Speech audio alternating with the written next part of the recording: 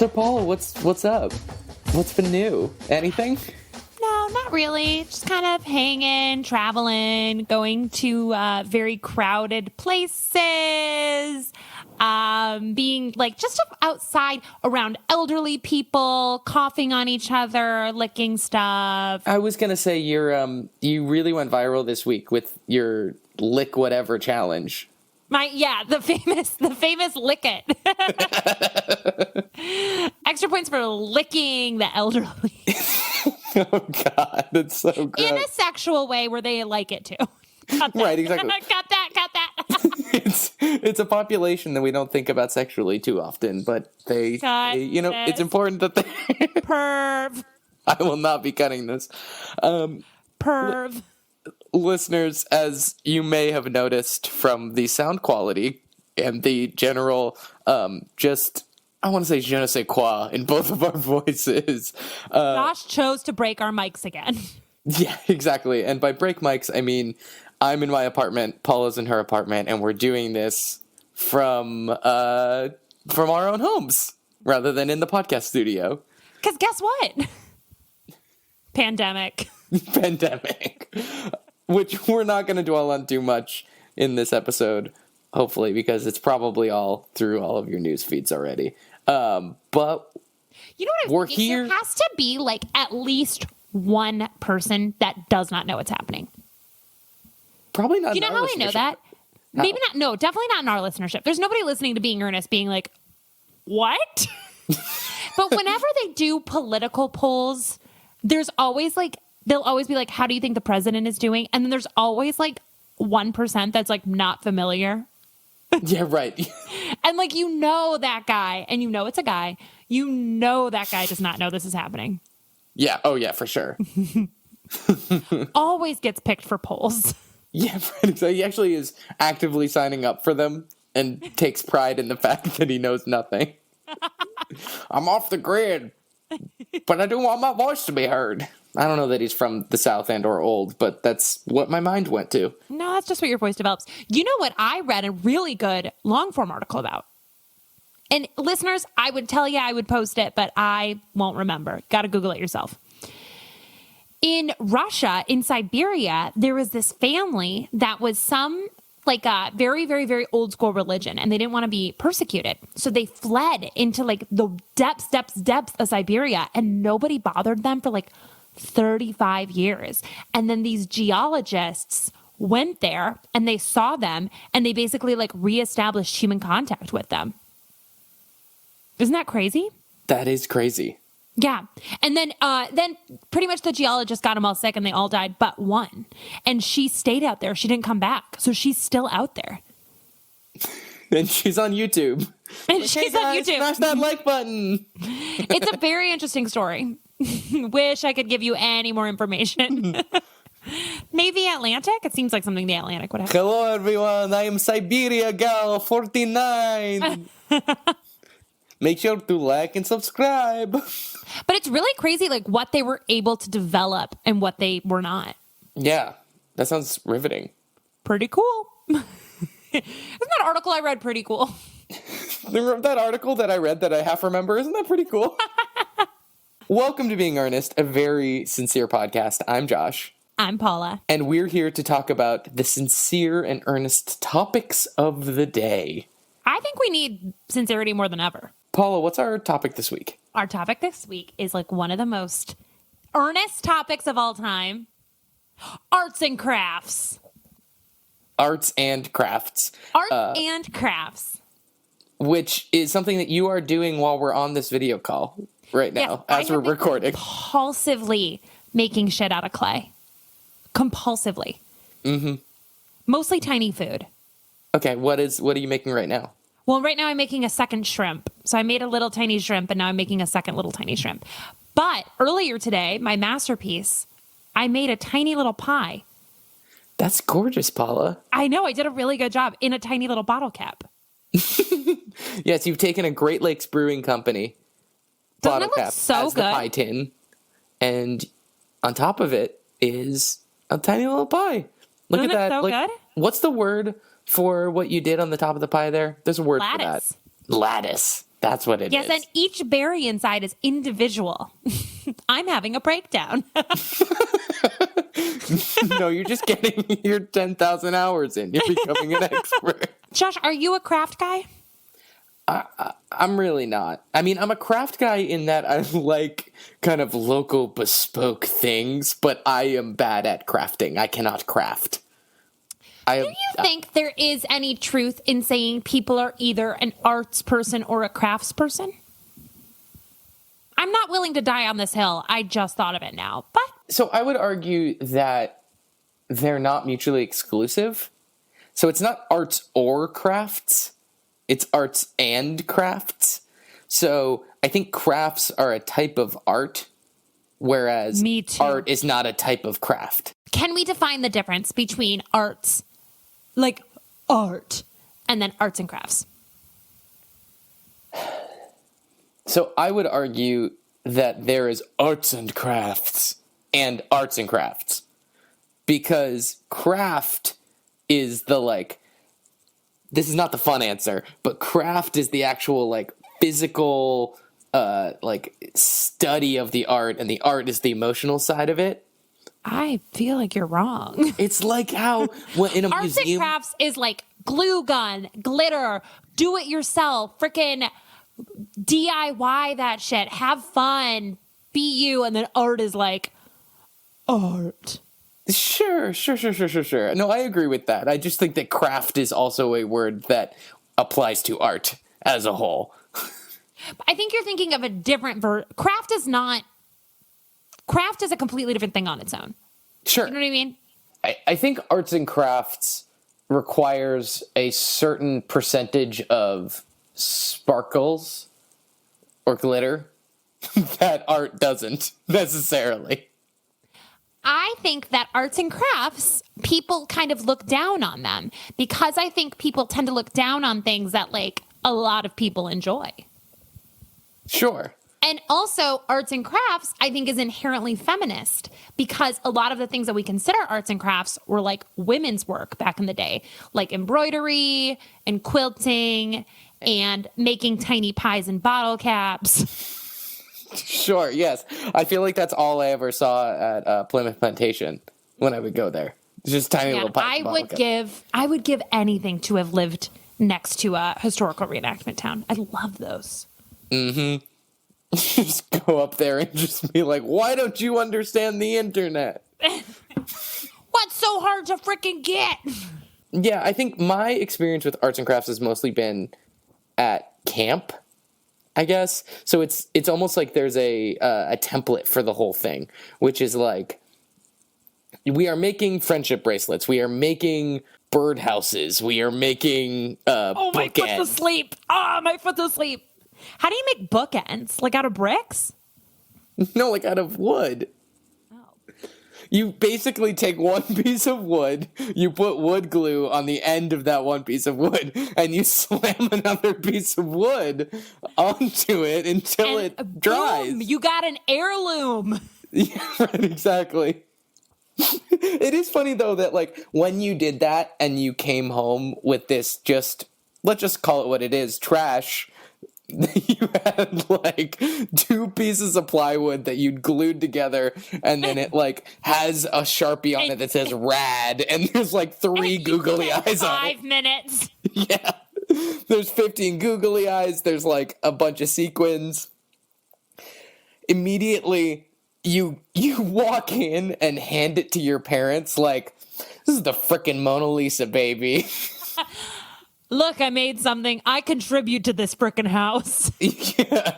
I will say 2 things. So first off, camp is so weird because there are camp crafts. Well, I never got into this, but I would imagine, I never did sleepaway camp. Did you do sleepaway camp? No, I did theater camp and I did local and state government camp. I did theater camp. Both of those, hold up. Sure. Yeah, there was always maybe we just think that there is this ideal of camp. I guess when I was maybe 6 or 7, I did traditional camp, but it wasn't sleepaway. And that was very you make friendship bracelets. in theater camp, what you did was you didn't make friendship bracelets. You just sang whatever popular show tune was on Broadway at that time over and over and over and over again, and then found excuses to try to be in the same place so you could kiss each other. So that was our friendship bracelet. But, like, that's an experience that, like, I know that I have friends who still get together with their camp friends and they have, like, friendship bracelets from back then. Yeah, it's a thing. It's a thing. Well, you know, in local and state government camp, we had a song. Okay. And are we going to sing it? Yeah. It goes, we are the future builders, builders in a band, and we come from Girls State, the best state in the land, Minnesota. We are up and coming, progressive, proud and strong, and to our own Girls State, we proudly sing this song. That's amazing. Thank you. I just wanted to prove to you I knew it. Did you want to go to sleepaway camp? Not really. I don't know. Even now, I like my own bed. I think there was a part of me that was like, you'll be bullied there. And I was like, I just like being able to sleep in my own bed. My parents are great cooks. Like, I don't know. I didn't. The thing is, like, that seems like a place where bullies would live. yeah. There was also, like, there's a big part of, like, as listeners know, I'm Jewish. Going to Jewish sleepaway camp is a big, like, thing. It's a thing. Very much so.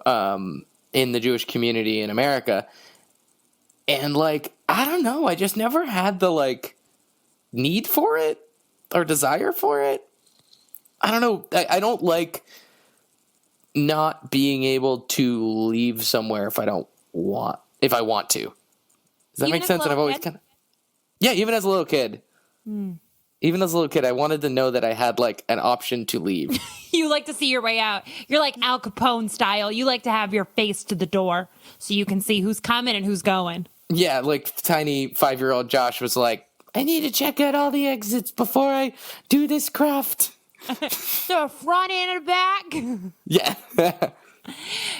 Getting back to crafts, you know the thing they don't talk about crafts a lot.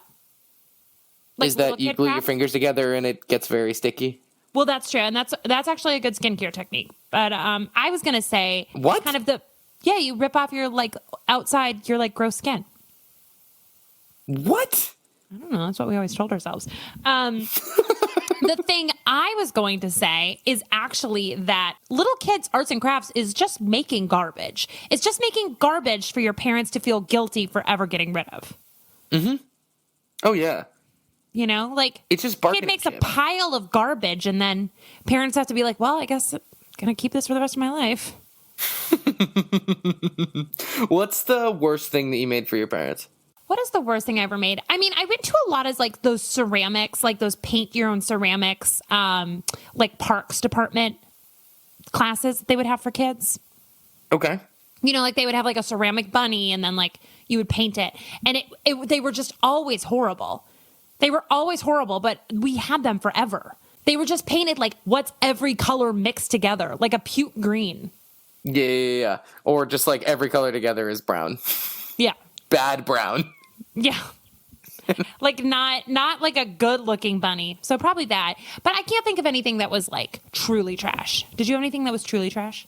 I'm trying to think. I know I made a couple relatively unusable birdhouses throughout the years.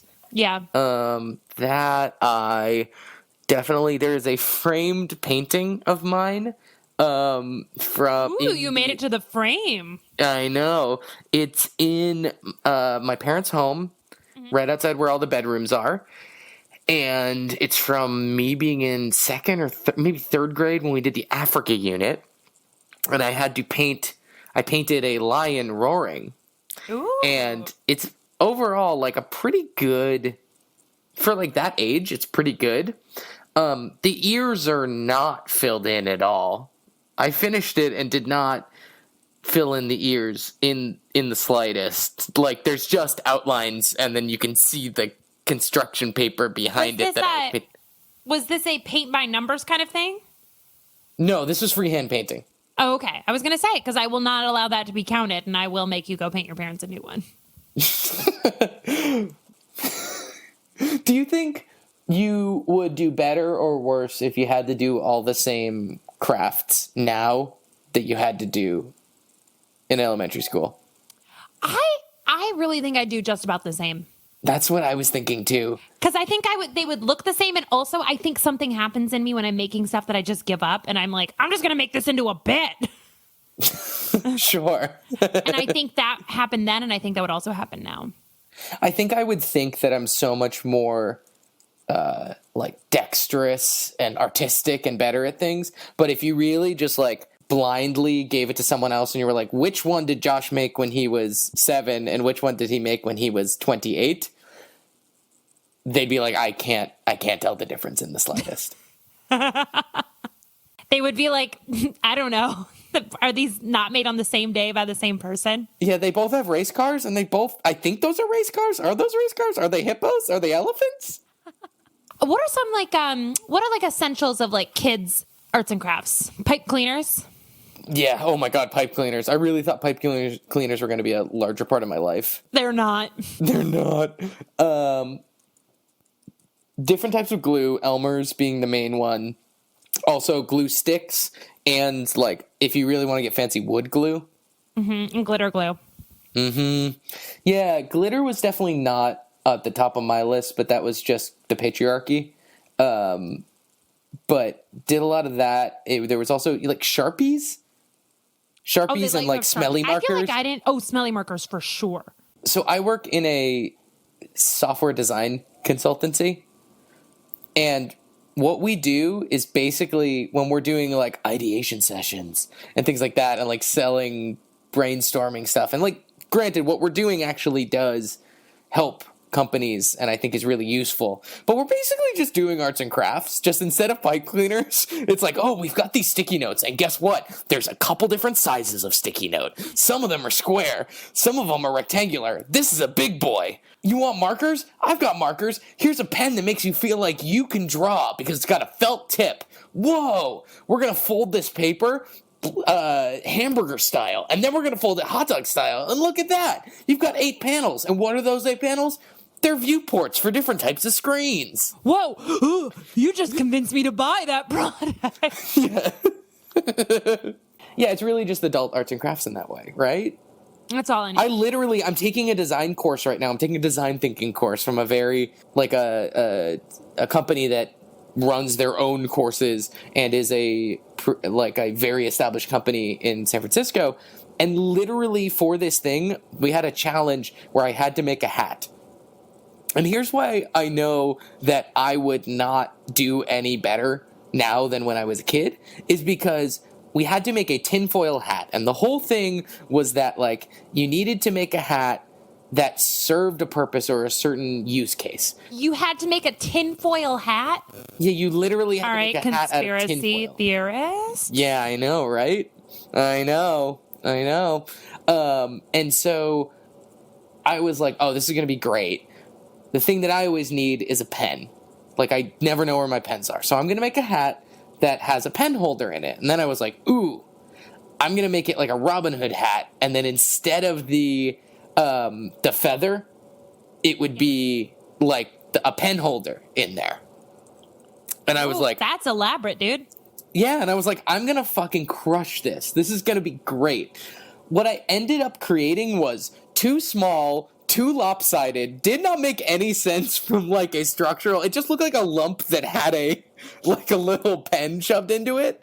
And like, this is a solved problem. You just take a beanie and you stick a pen in the beanie or in a baseball hat. Like, this is not an actual problem to solve. And the thing, I kept going back to my desk, which is my dining room table now. And like, I'd be like, oh shoot, some of the takeout or like delivery I had a couple days ago, I didn't throw it out. I'm like, no, that's not delivery trash. That's the hat I made. You're throwing it? Oh yeah, I threw it out. It's not. Gosh, it's I would have garbage. hung that up. A hat that was too small. If it's a garbage craft, you should go give it to your parents. This is true. I could just mail it to them. You know what sucks? Famously, What? Art museums. But do you know what wouldn't suck? I hate this stance. Do you know what wouldn't suck? What wouldn't suck? If all the art in art museums was made of macaroni, like macaroni painting. Picture the Mona Lisa, but little pieces of rigatoni. See, at a certain point, this becomes an Instagram museum. You know what I mean? I hate those like experiential places.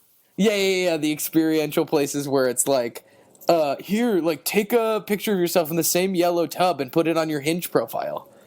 Is that why those are created? It's just for like dating profiles? I think they're literally for like Instagram and for dating profiles. I mean, I figured Instagram, but dating profiles also make sense. Yeah. Have you ever been to one of those like weird museums? I have in Tokyo. Ooh, in Tokyo. What kind was it? It was Team Lab Borderless, which is out in the Bay, and it's like you go in and it's just like installations where like you go in and it's a fully mirrored room and there's lots of dangling lanterns, or like here's a bunch of like mushrooms you're walking through and things like that. It's actually very cool. That actually sounds really good. It was really cool and really good. It was less like, it was clearly an Instagram museum, but it was also an art installation. Yeah. As opposed to like these other ones are like, all right, well, here's where you pose. It looks like you're on the ceiling. Yeah. Those are pretty cool, though. It is pretty cool. It makes a good picture. But it's a great picture. Where I'm going with this is, if you recreated like a wing of the Louvre or of the Chicago Art Institute, but literally everything was made out of arts and crafts. All right, Dibs. That is my quarantine project. Turning your apartment into the Fart Institute. I want that to be my 30th birthday. You just have like pipe cleaner. You make like a macaroni version of American Gothic, the one with the two farmers standing next to each other. It's Nighthawks, but it's all made out of M&Ms. That sounds amazing, but I know me. I know I would send out the invitations. I would have everybody coming, and then I would panic, and I would finish one piece pretty well, and then 3 very hastily made pieces. So this comes back to kind of a question you asked earlier, which is when do crafts become art? And I would argue that if you took all of the most famous paintings in the Art Institute, you printed them out on printer paper. Like, you got Nighthawks, you got American Gothic, you got like a couple of the like biggest paintings, just printed them out on 8.5 by 11 printer paper in color, and glued googly eyes onto everyone in all of the paintings. Like, that's art now. You're now in an installation. It's not a craft. It's a full exhibition. Okay, Josh, I straight up want to do that for a party. Wouldn't that be so fun? It would be very fun. Wait, you didn't decide which piece that you would most want to see as macaroni. I'm gonna verge off, so I don't want to do a painting. I would say that, like, imagine making the David, like a full 3-dimensional actual statue out of macaroni. Like, you're gluing the macaroni to make legs, to make arms. It's a full, like, recreation statue, but it's fully dried macaroni. I would want to do, what do you think the most pretentious painting is? Most pretentious painting? It would have to be like a Rothko, you know, like just like one of those like blue squares. Right, it's just got like one line through it. Yeah. I think that is what I would pick. Easy to do. Or like, imagine, I know my limits. Like, imagine like using wild rice to be able to create like a Dutch Renaissance, like dark Vermeer. See, I think I'm turning you around on arts and crafts. I think you're in now. Oh, I'm very in. I've never said I was anti-arts and crafts. I just said that I'm no good at them. You just had the attitude of somebody who was anti. Mean but accurate.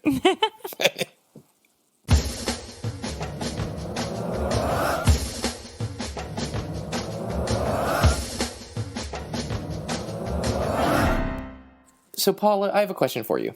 Yeah. Is baking arts and crafts? Yes. Baking is no arts and crafts hesitation. of cooking. Interesting. Oh, so cooking is art and baking is arts and crafts. Yes. It just makes sense if you think about it. I think that baking has a sense of fun and whimsy to it.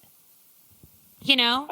I do think there is a certain bit more of like, there's more colors. Mm-hmm. There's more like assembly required. There's more creativity. And it's also less edible at really high levels. What?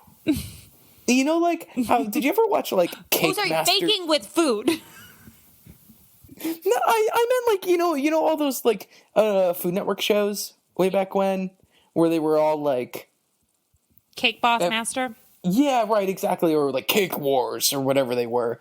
I think those are still on. And, everything they made was beautiful and gorgeous, but I'm like, none of that feels edible.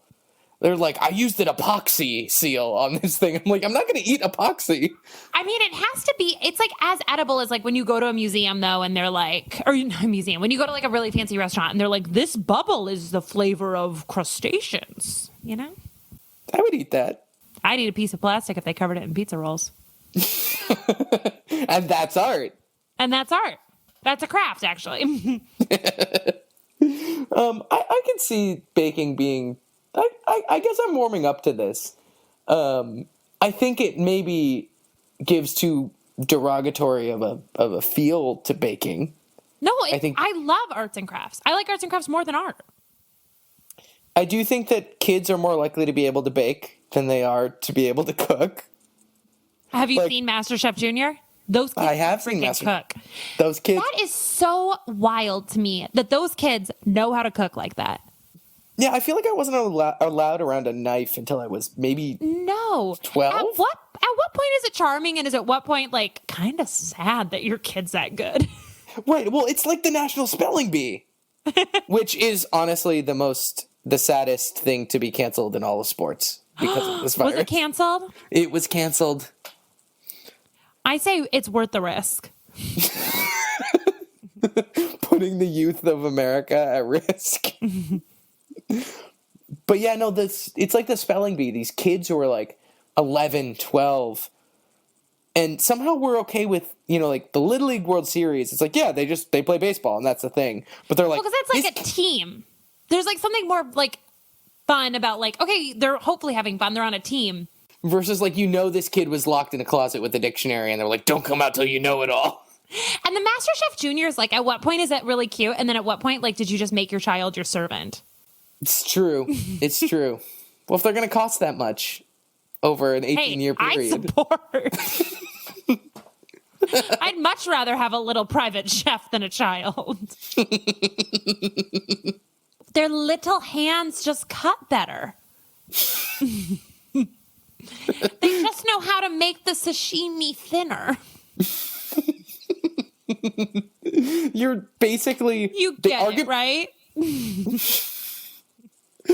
Just take the sashimi and cut better and flip it with sew better, and it's just the sweatshop that you're describing at this point.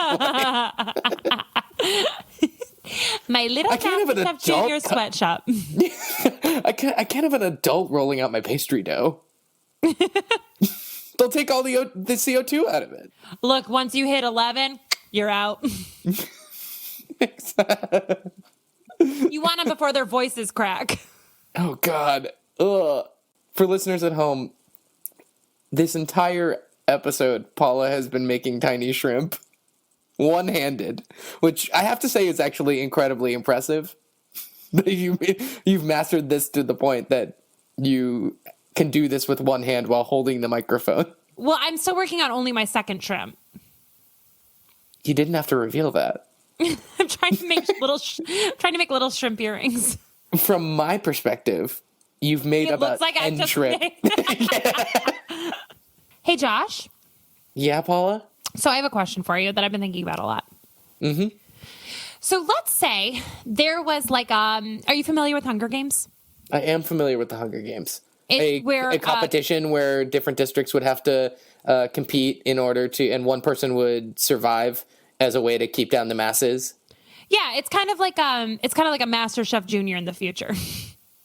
Ooh. And okay, so picture a situation where you're in a giant arena. Okay. Okay. It's a fight to the death between you and every person who's ever been president of the United States. Living Okay. and dead? Living and dead. At the peak of their physical fitness when they were in office. Okay. Now, this is a famous peak of online physical question. fitness in office? Or While they peak were in of physic- office, yeah. Okay, good. While they were in Important. office. Now, this is a famous online question. But we're going to take it a step further. So you're there, okay? But just instead of a regular fight to the death between all the presidents and you and who would emerge, you're all, instead of a weapon, you're all armed with one art and craft tool. Okay. What art and craft tool do you pick? Oh, it was a long way getting here, but... It was worth it. I mean, the obvious answer is a hammer, right? No. That's not what I mean. Do not try to cheat the subject. Not a building tool. A art and craft tool. Okay. Pipe cleaners, hot glue guns, Oh, googly just eyes. 1,000 thumbtacks.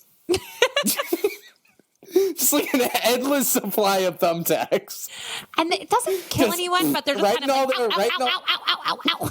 Right in all the soft spots. Yeah, maybe it's just that you have to annoy them. Like, you have to annoy them till they drop out. Oh, no, I was saying you just put the thumbtack into the eye. You go No, up the I don't want to nose. be sad. Most of them are dead already, Paula. You know? Anything, you're doing them a favor. I'm doing them a favor. You've reanimated them, you monster. You've taken them from the grave and made them fight at your will. You evil necromancy Caesar-type gladiatorial emperor. You just wanted them to be your little puppets, and I'm trying to free them from So this I could kiss half-life. them. You know I'm going for Teddy Roosevelt first. No, he's my favorite. I know. Okay, in my situation, I'm choosing to pursue what I would use to annoy them the most. Okay. And I think what I'm going to go with is googly eyes, because imagine how pissed off the founding fathers would be for me to put googly eyes like over my eyelids, you know, so it looks like my eyes are open, and just be like, da da da da. I was thinking you could put googly eyes on all their chins. Just so it looks like upside down their faces. They'd be like, give us back to England. You tie them up and then make them take selfie videos with you where they're upside down. I also think that like you know the like paint stirrer things, the like wooden dowel kind of paint stirrers. Yeah, just slapping people around with them, just whacking them across the face. It breaks, you grab another one out. You've got a whole quiver of paint stirrers that you're just smacking Zachary Taylor with. I mean, there's no way that like 90% of the presidents had ever seen glitter before. I'm imagining glitter in a way where you're like, in the way that you throw sand in someone's eyes in a like in a street fight, you're just like, ah. And Martin Van Buren's like, my eyes! We're just wreaking havoc with them. I guess the other thing that I would use in that particular scenario is emotional warfare. You know, where you'd be like, when you're in an arts and crafts situation and you just look over your shoulder and look at theirs, like, and that's what you're making? Or like, and that's a birdhouse, right? Yes, or you go, when are you going to stop the practicing and when are you going to do it? That's so mean. That's so mean, Paula. I had one of my good friends, Katie, in college. We had like a bit where we always thought it was funny to say something really cutting before we'd like go out. And we like, we're totally on the same page. So we'd be like, all right, we ready to go? Katie, are you going to change? Or you go, you ready to go? Oh, I love that you just roll out of bed. That's very funny. Or like, you ready to go?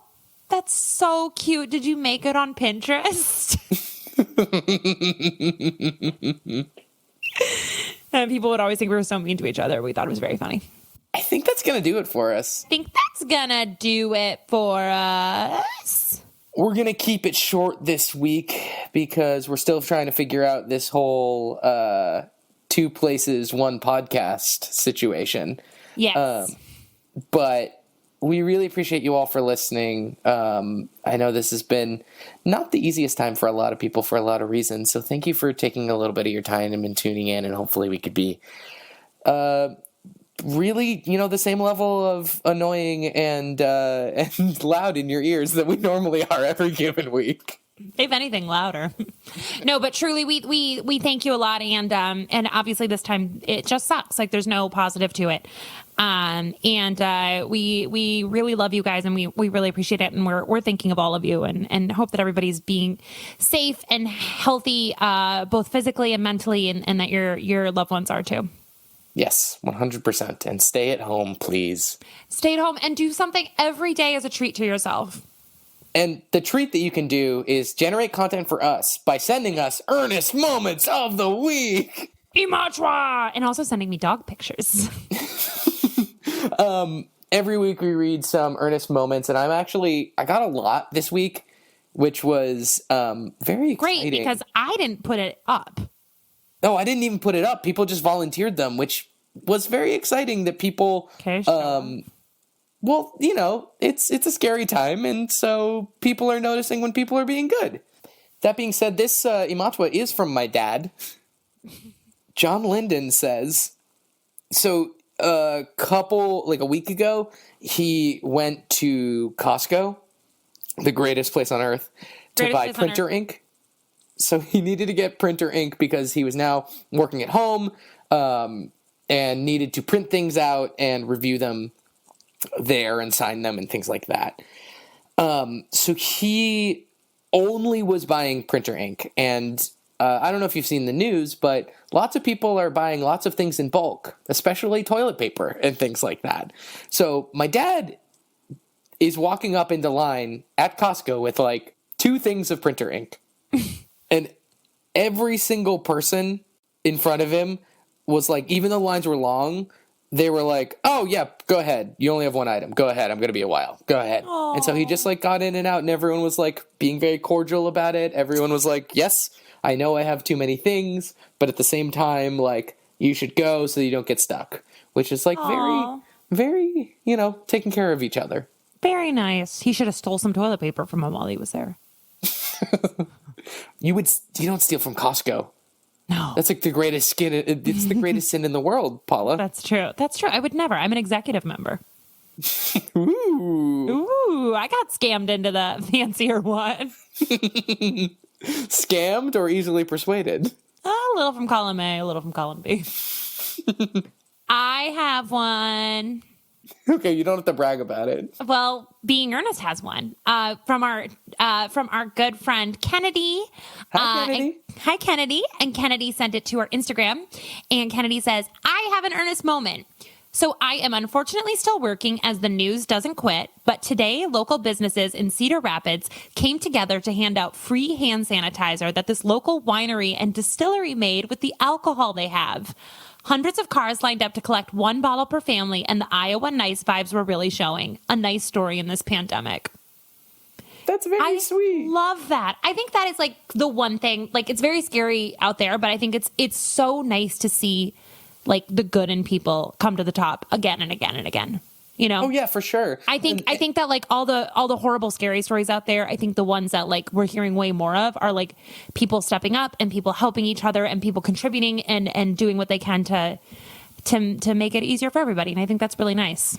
Especially at a local level where like, in our ward of Chicago, shout out to Matt Martin, the best alderman in the city. Yeah. Figured out a way for one of the distilleries here to create like quote unquote bootleg hand sanitizer for legally to be able to sell at medical grade, which is just great, which is awesome. Like, yeah, they would have had problems business wise. They can help. It's perfect. It's wonderful.